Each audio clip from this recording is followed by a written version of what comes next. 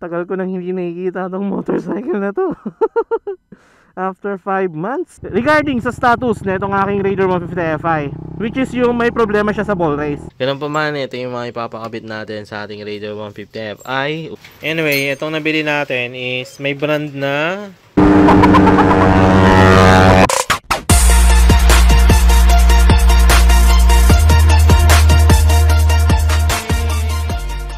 What's up guys? Doshi here for today's vlog. May re-reveal lang ako sa inyong bagong motorcycle, which is itong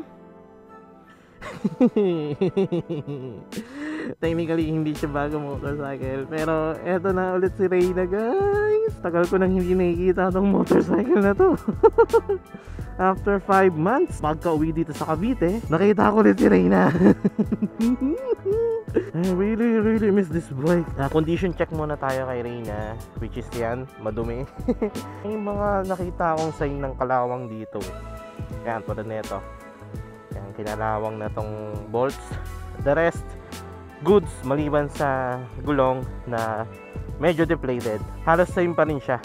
Simula nung na-aksidente ako, ganyan na ganyan pa rin yung itsura niya nung iniwan ko mula dito sa Cavite. Oo nga pala, hindi gumagana yung nito, electric starter. So buti na meron tayong kickstarter dito. Hindi ko tinatanggal. Nadala na kami doon sa nangyari kay Casey dati. Hindi gumana yung electric start. Tapos wala siyang kickstart sa RS150 niya. Kaya yun, jump start kami mula Bicol pauwi ng Cavite. Medyo deflated lang yung gulong niya kasi nararamdaman ko iba yung handling. Ganun pa man guys, to give you guys some history, may na-upload ako sa channel ko regarding sa status na itong aking Raider 150 Fi, which is yung may problema siya sa ball race. Actually, matagal ng video yon, March pa, bago pa ako ma-aksidente yung video na yon. Actually, ang plano ko dapat talaga doon, mag-testing lang ng gulong na bagong kabit. Kaso hindi ko akalain na makaka-experience ako ng ganong klaseng issue, which is yung kanyang, pagkakalam ko ball race based sa aking experience. Hindi ko na rin talaga siya na sundan kasi nga na-aksidente ako dito sa Bicol.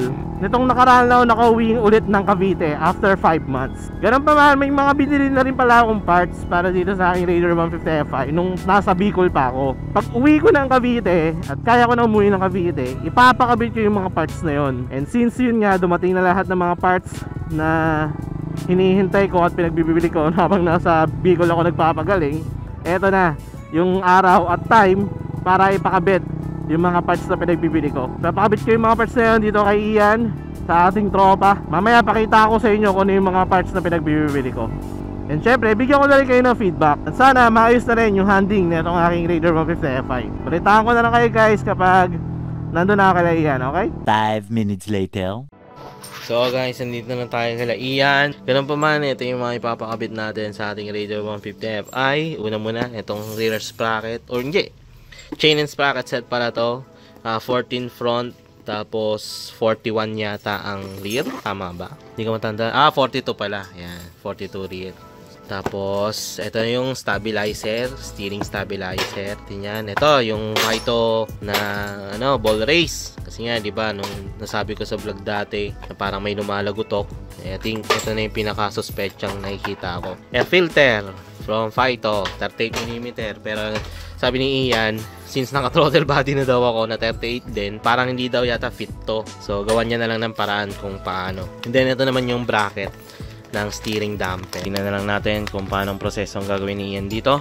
Ito na guys, sisimulan na ni Ian yung pagkabit ng mga pyesa na ating nabili. Uunahin niya muna is sprocket. Ayan, ang problema kasi sa stock na sprocket, sa dulo or sa straight, okay siya. Maganda yung response niya, ganyan. Pero pagdating na ng kurbadahan, sa mga bundok, ganyan, especially kapag lalabas ng corner, parang nagkakaroon siya ng loss of power since 38 lang naman ang ating rear sprocket. At the same time, naka wide tires din na tayo. Plus, mabigat din yung rider. So ngayon, ang ipapakabit natin is 1442. Kasi na-testing ko yung kay Ian kanina, naka 41 rear siya. Yung ganda ng response ng throttle. So ito na guys, nakakabit na yung DID na chain and sprocket. Color black nga pala talaga siya. Ngayon, ang gagawin naman ni Ian, tatanggalin na yung kaha. Tapos papalinis ko na rin yung throttle body kasi simula nung pina-open ko yan, hindi pa na nililinis. Quick update, kung bibili kayo ng air filter tapos naka 38 kayo na throttle body, ang bilhin nyo yung mas malaki na mushroom air filter. Siguro mga nasa 41mm ganyan. Kasi hindi siya kasya sa 38mm na throttle body. So, buti na lang may nabili akong ganito. Parang, tawag dyan, velocity. Eh, doon na lang ikakabit ni yan. So, ito na yung Pyto Ball Race. Ayan. Kakabit na ni Ian dito sa ating Raider 150 FI. Sana mawala na yung lagutok. Pyto na ball race. Tapos, Pyto rin na air filter. O, diba? Ganyan katiwala sa brand. Baka naman. So ito na guys, ikakabit na yung steering stabilizer. Ayan yung mga pyesa. Ayan, diskarte na ni Ian kung paano. Ito na lang yung kakabit kasi yung steering, yung ball race nakabit na. Hindi na pala kailangan magbutas dito. Abot ba? Abot naman, no? Hindi na pala kailangan magbutas. Pero tingin mo, much better bang butasan? So ayan guys, mali kami ng pwesto kasi itong stabilizer na bili natin is parang pangkaliwa siya. Ayan, ganyan. Ay, baliktad. Ayan, ganito. Ganito yung pwesto niya talaga. Ayan. Anyway, itong nabili natin is may brand na Öhlins. Pero hindi naman to original na Öhlins guys. Huwag kayong maniwala original na Öhlins to. Ano lang to, actually, hinahanap ko walang brand eh. Para lang masabi na hindi tayo gumagamit ng mga peke eh. Kaso nakukuha natin may brand. May tatak na Öhlins, pero as much as possible ayoko sanang may ganitong tatak eh. Pero ayos laser engrave siya. Naka laser engrave siya, social. Kasi yung quality ng ng stabilizer is kahit paano medyo okay din naman. Alloy pa rin naman. Pero wag nyo i-expect na Öhlins talaga to. Kakalaga lang to ng 1.4. Ang original na Öhlins, yung shock nga nila nasa 50k na eh.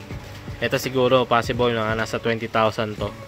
Yung original na Öhlins. Ayan. But yan, diskarte na niyan paano ikabit yung stabilizer.